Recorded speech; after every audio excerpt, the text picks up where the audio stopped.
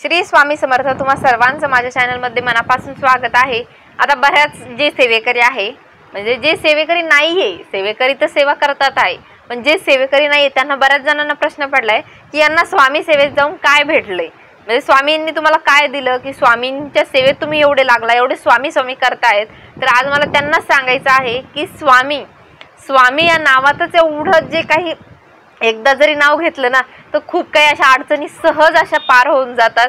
इतकी स्वामी सेवेत ताकद आहे। आणि स्वामी सेवेत आल्यापासून जो काही आयुष्यात बदल होतो ना, ज्या माणसाचा आपल्याला राग यायला लागतो तोही माणूस आपल्याला चांगला वाटायला लागतो, ही स्वामी सेवेची ताकद आहे।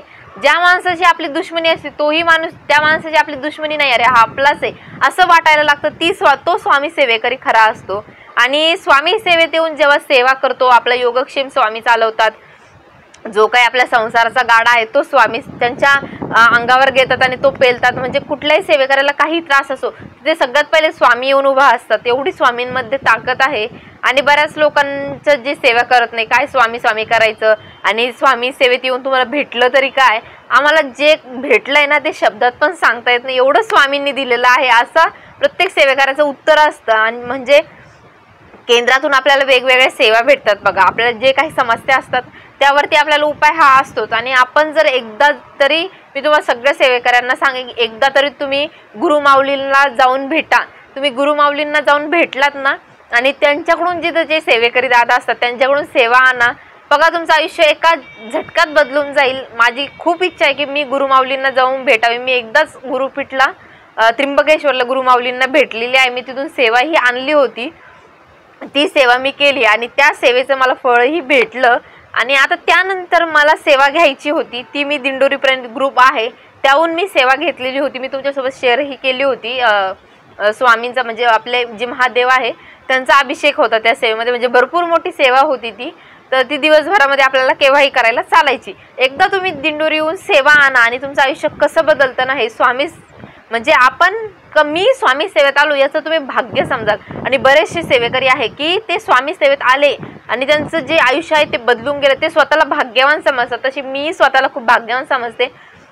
मला माहिती नाही स्वामी माझ्या आयुष्यात कसे आले काय आले, फक्त आले एवढंच मी खूप मोठं भाग्य समजते माझं, कारण की स्वामी सेवेत येणं आणि त्यांच्या सेवेमध्ये रमणं ही सुद्धा स्वामींचीच इच्छा असते। स्वामींच्या इच्छेशिवाय काहीही होत नाही। तुम्हाला पारायण करायचं आहे, स्वामींचा नैवेद्य घ्यायचा आहे, फक्त स्वामींची इच्छा पाहिजे। स्वामींची इच्छा नसेल ना तुम्हाला काही नैवेद्य भेटत नाही ना, सेवा करून घेत नाही, त्या सेवेत एवढा खंडन पडतो की आपली सेवा कंप्लीट होतच नाही। ही स्वामींची इच्छा असते। आणि स्वामींची जर इच्छा झाली ना की एखादा सेवेकऱ्याला मला सगळं द्यायचं, त्या सेवेला एवढं भरभरून देतात की बाकीचे लोक त्याच्यावर जळायला लागतात, इतकं त्याच्याकडे असतं, त्याच्या पदरात मावत नाही एवढं स्वामी त्याला देतात।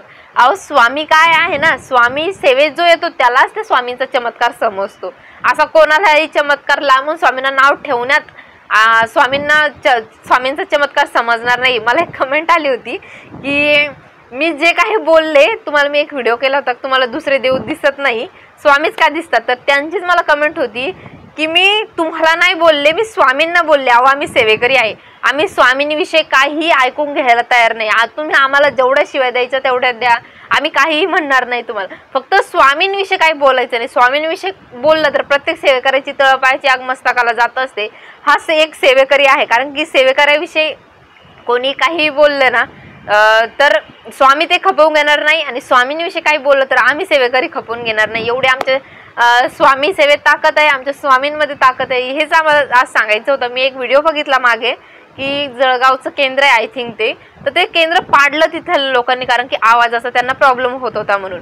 तर तो जो व्हिडिओ बघत होते ना मी, जेव्हा स्वामींचं केंद्र ते अगोदर कसं होतं नंतर ते दाखवलं ना, अक्षरशः डोळ्यातून पाणी आलं, कारण की स्वामींचं केंद्र आपल्यासाठी काय आहे, म्हणजे सगळ्या मुलींसाठी, सगळ्या सेवेकरी महिलांसाठी ते दुसरं माहेरच आहे त्यांचं, मी तर म्हणेल। कारण की मी जेव्हाही केंद्रात जाते ना मला तीच फिलिंग येते की आपण आपल्या मम्मी पप्पा जवळ आलेलो आहे असं वाटतं, कारण की स्वामींना मी माझं सर्वस्व मानते। माझे आई वडील जेव्हा पण मला तिथे गरज असते तेव्हा स्वामीच येऊन उभा असतात। आणि आतापर्यंत माझ्या आयुष्यात जे काही चढ उतार आलेले तिथे स्वामीच येऊन उभा राहिलेले आणि खूप सारे अनुभव दिलेले आहे स्वामींनी। म्हणूनच स्वामींना आता कसं सोडून जावं वाटत। आता 9 दिवस झाले आम्हाला देवाच्या जवळ जायचं नाहीये, तर 9 दिवसात असं वाटतंय की 9 वर्ष झाली स्वामींच्या जवळ गेलेली नाहीये, स्वामी सेवा केलेली नाही असं झालेलं आहे। आता असं वाटतंय कधी हे सगळं संपेल आणि स्वामी सेवा करायला लागेल असं झालेलं आहे। पण असं स्वामींनी जे दिलं आहे त्यात आम्ही खूप आनंदी आहोत आणि लवकरच मी सगळ्यांना माझा जो गुरुचरित्राचा अनुभव आहे जो की मला आला, मी सध्या रिसेंटली तर नाही सांगू शकत, जेव्हा वेळ येईल, म्हणजे माझ्या आयुष्यातला सगळ्यात मोठा अनुभव आहे। मी स्वामींना आतापर्यंत जे मागितलं होतं ते स्वामींनी मला दिलं आहे आणि तो अनुभव मी लवकर तुमच्यासोबत शेअर करणार आहे। मी जर तो अनुभव शेअर केला ना तुमच्यासोबत तर तुम्ही स्वामींचे चमत्कार ऐकून तुमच्या डोळ्यामध्ये पाणी येईल, एवढे स्वामी चमत्कार करतात आयुष्यामध्ये। असो, तुम्हाला लवकर तुमच्यासोबत भेटेल एका नवीन व्हिडिओ सोबत। श्री स्वामी समर्थ। सेवा करा, सेवेकरी व्हा।